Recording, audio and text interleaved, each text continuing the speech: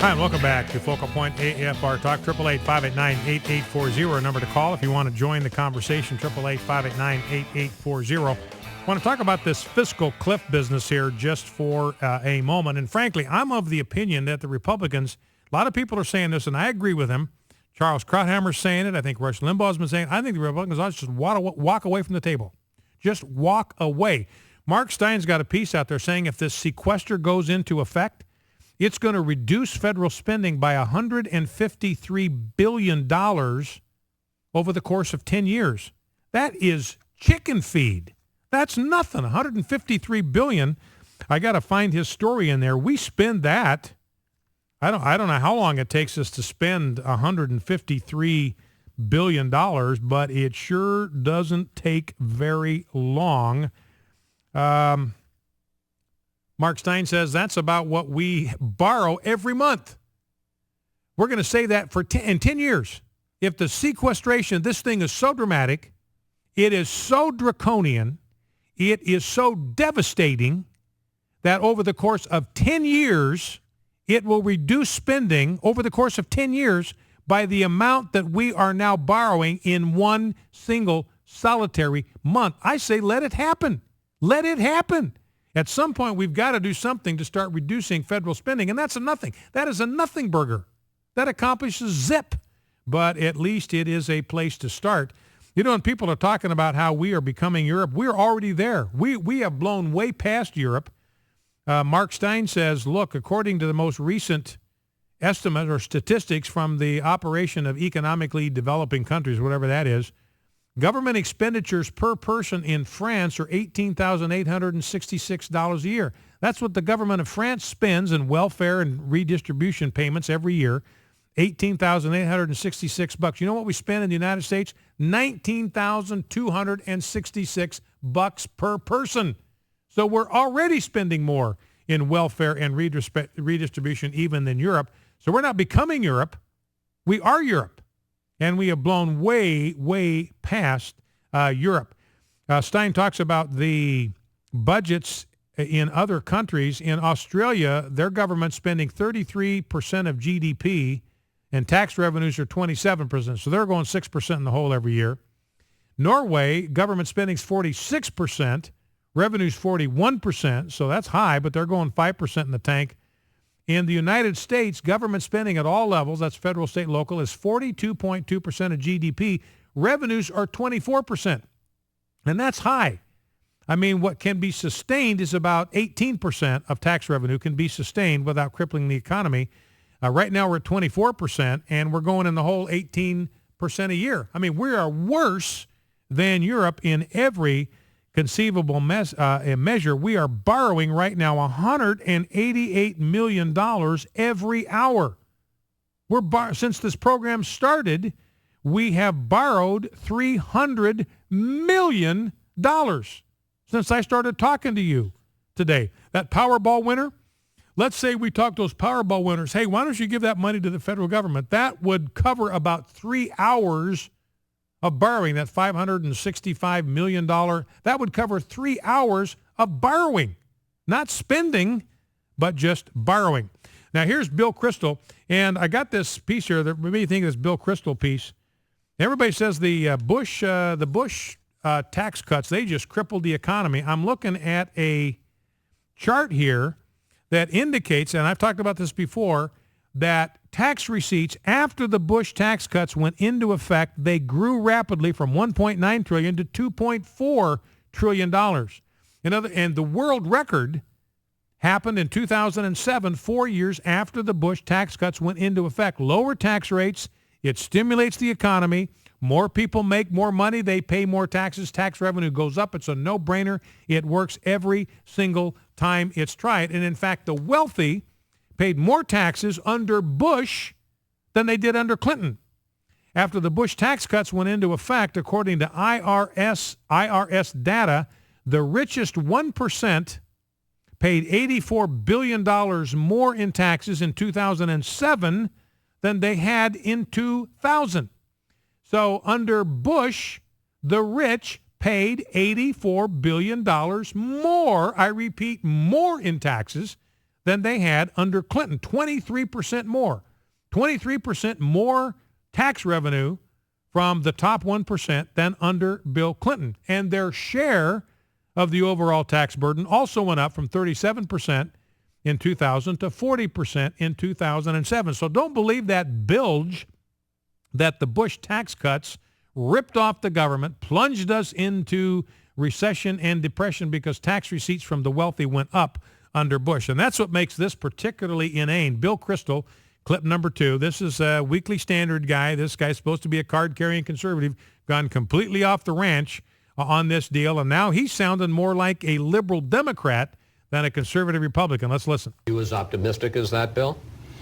I think so, and I was struck that the president has now embraced, incidentally, something I argued for last week. I wish the Republicans would listen to me instead of the president, which is the extension of the payroll tax cut. The Republicans are at real risk, in my view now, of looking like they are defending keeping the current tax rates for the wealthy, the Bush tax rates for the wealthy, and right now the official Republican position is let the payroll tax rate go back up by 2 points. That is a 2 percentage point increase on every American, but it's a 2%. It's a marginal. Republicans care about marginal rates. It's a marginal increase on everyone making less than $100,000 a year.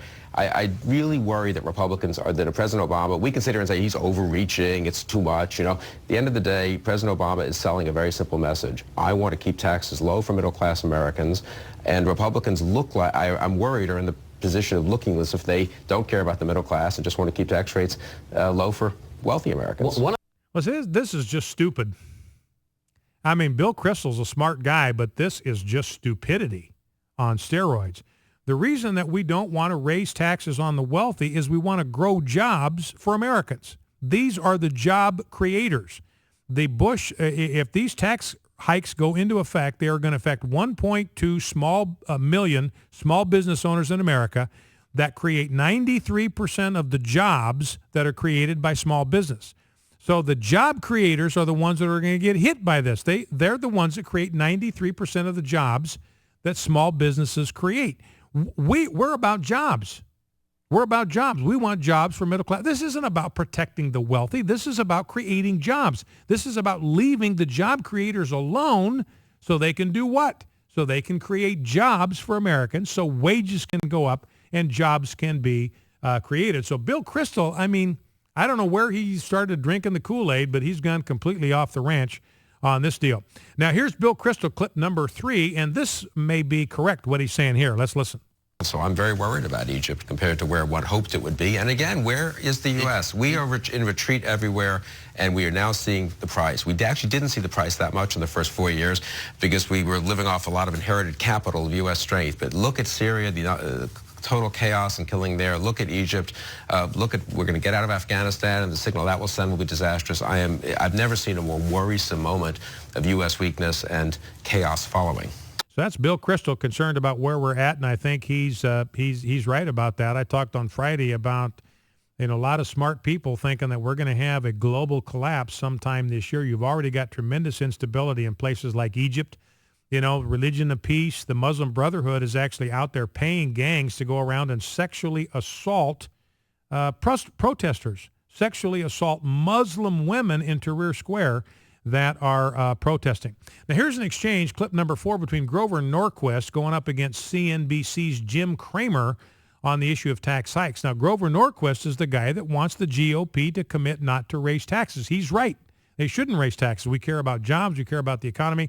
Last thing we want to do is take more money out of the wallets of job creators. Now, CNBC, Jim Cramer, he's in the tank for Obama and higher taxes. Let's listen. He's talking about seducing, that the Republicans have been seduced. You talk about impure thoughts. This is not a pornographic debate, Grover. What this is about is avoiding a recession, which is going to happen. I know you don't want a recession. You don't want people laid off. You're going to sacrifice that on the cross of 2%? Is that what you want? No. You got to listen to both what the Republicans are talking about. And again, I'm supportive of the Republican position, which is we need to have economic growth, not higher taxes. If we grew at 4% a year instead of 2% a year, Reagan levels instead of Obama levels, for 1 decade, we'd net $5 trillion in additional revenue. That would pay down the debt that Obama's run up with the cylindrous stimulus stuff. So Grover Norquist saying exactly what I'm saying. Hey, I'm all for more revenue to the federal government. I believe in that. I'm for it. I'm down with that program. The question is, how do you get there? The way you get there is by lowering taxes. You leave more money in the pockets of job creators. They create more jobs. They expand businesses. They raise wages. You have more taxpayers paying taxes on more money. What happens? More of that revenue flows to the federal government. So the Democrats have just got this thing completely upside down. Bill Kristol's got this thing completely upside down. This is really what we're about is the middle class. This is not about protecting the wealthy. This is about creating economic opportunity for Americans at all income levels. Now, Timothy Geithner, clip number 5, you know, the Democrats are all out there all talking about got to compromise, got to find middle ground, but see how much compromise you hear in Timothy Geithner. Let's listen. If Republicans are not willing to let rates go back up, and we think they should go back to the Clinton levels, a time when the American economy is doing exceptionally well, then there will not be an agreement. Unless Republicans are willing to let tax rates go up, there will not be an agreement. What kind of room for compromise do you hear there? Notice he doesn't say tax revenue. He says tax rates. Because I'm perfectly happy to concede that my approach is going to lead to more revenue for the federal government. I believe it will. It always has. It did under Bush. It did under Reagan.